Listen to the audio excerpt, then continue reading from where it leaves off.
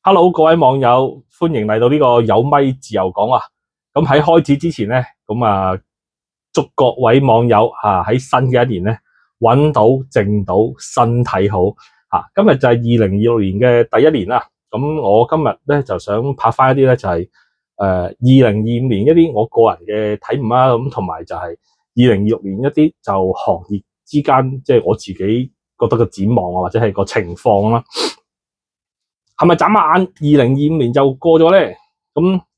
大家有冇發覺咧？喺2025年裏邊咧一啲你哋以前喺裝修或者室內設計碰到嘅問題咧，你好似突然間唔見咗突然間冇咗咁喎。即係嗰啲單位有啲公司嗰啲走佬嗰啲即係幾廿單爛尾嗰啲係咪全部都唔見晒咧？咁其實咧呢樣嘢咧都要睇翻咧，就係第一咧，就係政府嗰個中小型嗰個企業嗰個貸款咧收緊咗啦，咁同埋就係政府捉得緊咗啦，咁啲人嘅利潤冇咁多之後咧，咁個誘因又少咗，所以你喺2025年咧，你聽到咧就係冇乜幾多好大型嗰啲公司或者係一走10幾20間嗰啲爛尾咁另外就係經過23、24、25年呢幾年落嚟咧，嗰啲有實力嘅公司咧就留低咗，嗰啲冇實力嘅公司咧，好多都已經接埋咗收埋咗或者係唔見咗噶啦。所以咧，你最近咧都聽到就係，爛尾好似同以前有啲都唔同咗咯。以前嗰啲爛尾就可能佢係走咗佬或者係唔見咗啦。咁因為最近嚟講咧，你聽到最多就係個爛尾就係貨不對版或者係佢諗嘅嗰樣嘢同做出嚟嘅嗰樣嘢大家個出入好大咁其實點解會出現咗呢個情況咧？咁呢個真係要講翻個經濟原因啦。個經濟原因即係經濟即係最近真係大家都知道啦，香港個市面上就係差咗啦。咁但係啲嘢係貴咗嘅喎，知唔知啊？即係你去酒樓或者係去出邊食飯嗰啲，你都會見到哇，佢嗰啲嘢平時食嗰啲嘢係比你以往嗰啲係貴咗喎。同樣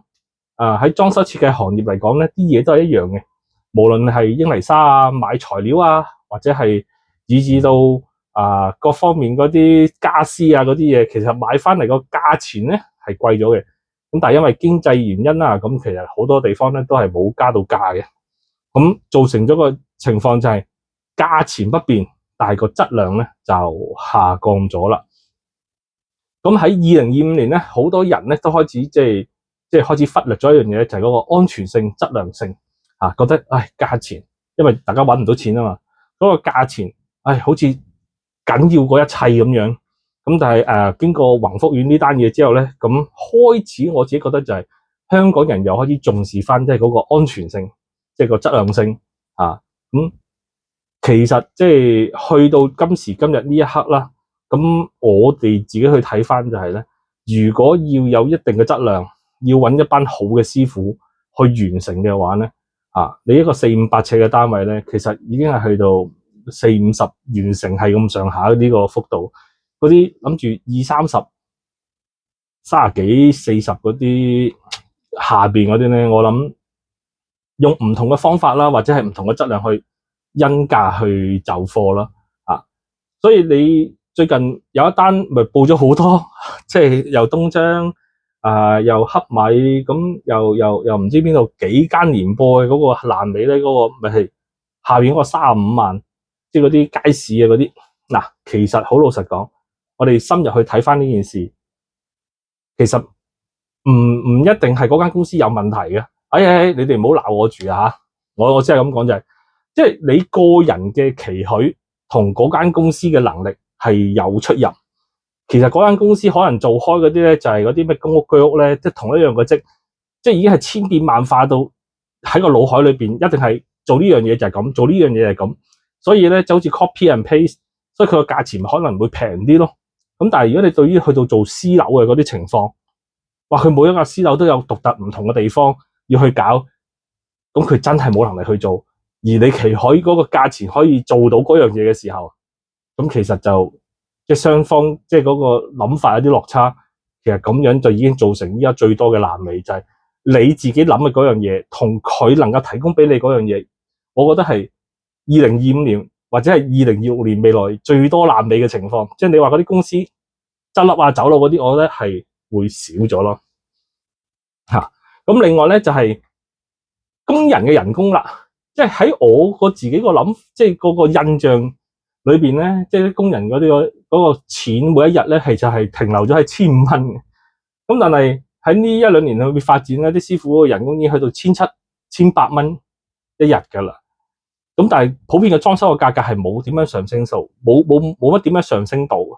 嚇。咁可能係各個企業嗰個經營成本啊上升咗，但係環境差咗啊咁樣啦嚇。咁哇，其實我覺得真係越嚟越貴嗰啲嘢。但係你話今年會唔會即係啲師傅會加價咧咁樣？我估計就未必。所以喺工人成本嗰度咧，我覺得就應該係維持翻即係保守平衡咁樣過即係26年。咁但係以至於嗰個裝修個成本就係譬如英泥沙啊，或者係家私啊，或者係你要買嗰啲材料咧，嗱，咁我哋睇幾個原因啦。第一，真係美國減息，咁你港幣同美國係有聯繫匯率噶嘛？咁如果美國減息令到美金跌咗，其實你港幣嘅實際購買力亦都係跌咗嘅。咁你去買翻即係譬如嗰啲來佬嘢啊、意大利瓷磚啊，或者係嗰啲西班牙瓷磚啊，或者係德國做嗰啲水龍頭啊嗰啲嘢，相應係一定會貴咗嘅。而未來嚟講，嗰個美國係會繼續減息嘅。咁大家諗啦，因為我喺早3-4個月前咧，我都有講過咧，就係依家已經係咁多年裝修裏邊咧，你買嘅嘢係最平噶啦。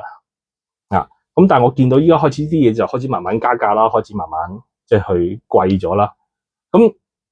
有一部分嘅替代咧就係大陸嘅，即係譬如大陸嘅嗰啲廁所啊、水龍頭啊，或者係即係英泥沙啊、Kelly Clark 嗰啲嘢。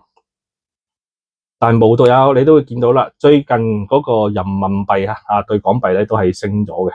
咁點解咧？因為港幣跌咗啊嘛。所以未來嚟講咧，即係你就算你喺大陸買嘢入嚟，即係去裝修都好啦，其實都係會貴咗嘅。咁同埋仲有一樣嘢咧，就係國內咧，即係嗰個減產能嗰個情況咧，即係已經開始減咗幾個月噶啦，即係不知不覺之間，咁要去庫存啊，去其他嘢咧，都係已經去到差唔多見底七七八八。所以未來有見嘅咧，就係無論係即係板料啊，以至到飾面板啊，佢哋都係一樣都係會加價咁喺呢一次即係宏福苑大火之後啦，咁大家可能就即係對於嗰個安全性啊，或者係個質量性嘅嗰個突然間好似叮一聲醒覺咗。咁其實我都想講翻少少嘢俾即係大家去聽下嘅，就係即係好似喺2025年啦，即係舉個例子咧，就係買電子鎖咁樣，好似飛利浦，唔講啦，飛咩鋪啦咁樣，佢舊有嘅嗰啲電子鎖係貴過新嘅電子鎖嘅。咁你新嘅電子鎖佢又多咗嗰啲咩 Face ID 啊，多咗啲咩功能，但係點會平咗咧？就係個鎖芯嗰個鋼水有啲唔同咗。咁我覺得呢個可能都會成為未來2026年嘅即係個大趨勢，就係新嘅嘢你可能個價格會不變或者係平咗但係入邊嘅嘢可能會唔同咗即係無論係鋼水啊，或者係嗰啲質量啊，或者可能去咗再唔係 Made in 中國，可能去咗越南啊，或者去咗其他地方啊咁樣。咁我覺得即係大家喺2026年想裝修嘅朋友咧，即係一定要注意翻即係質量、安全性呢一個問題，因為24、25年咧，我覺得大家開始慢慢忽略咗呢一個情況，就係覺得喺大陸啲買嘢，同樣啦，你即係咁多年裝修，即係先裝修一次嘅，即係一裝咗10幾年，即係買翻啲即係好少少嘅材料啦。我老老實實就25年嚟講咧，即係喺我自己個睇法咧，即係我覺得多咗一班咧，就係嗰啲舊樓想翻新，即係住咗10幾20年嘅嗰啲客啦。咁我估計2026年咧都會有一班即係呢一類型比較多嘅人係裝修嘅。咁你話至於嗰啲即係居屋啊、公屋啊嗰啲，咁好老實啦，即係喺我自己公司個定位裏邊咧，我應該就係做唔到嗰啲屋嘅，因為嗰啲公司咧就一嚟就係喺嗰度接咗即係十幾廿間啊、30間啊咁樣嚇，咁真係可以做到嗰個成本係會低啲嘅。咁同埋就係平面方角啊嗰啲，即係你冇咁多要求，就總之嗰度係個櫃有 A、B、C 餐咁你揀。咁你問嗰啲係咪可以起到貨咧？我覺得係應該係可以，即係。睇翻就係喺26年啦，如果你哋係想裝修嘅，咁睇翻究竟自己對標即係對接想要啲乜嘢啦。咁如果你話我係想，如果買完層樓之後已經掹掹緊嘅，咁一定要裝修先入去嘅。咁我覺得即係好多嘢冇可能係一步到位嘅。你今日冇，你將來可能會有嚇。咁你今日你咪即係揾一啲即係可以用得過、做得過嘅做咗先咯。即係唔好一嚟就話我買層樓之後又要做到好靚，或者呢樣嗰樣。咁人生冇話係一蹴而就嘅，咁可能有啲嘢就分開拉長少少去做咯。所以如果你係屬於26年要即係裝修嘅係嗰啲新居屋或者係嗰啲即係公屋嗰啲，咁我自己個人去睇法就係你可能如果有一堆可以一齊做嘅，咁你可能你即係加埋去，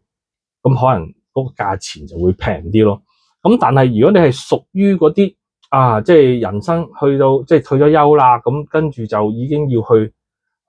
做一次裝修，咁就係諗住後邊慢慢享受自己個往後人生，而嗰個錢銀又唔係話咁緊嘅話咧，我就真係唔建議你去揾即係嗰啲公司啦。咁你可能就揾翻啲即係 service 比較好啲，即係對你嘅了解會比較好啲嗰啲去做啦。咁花多啲時間去即係了解翻你自己嘅生活日常嗰啲公司去就可能比較適合你。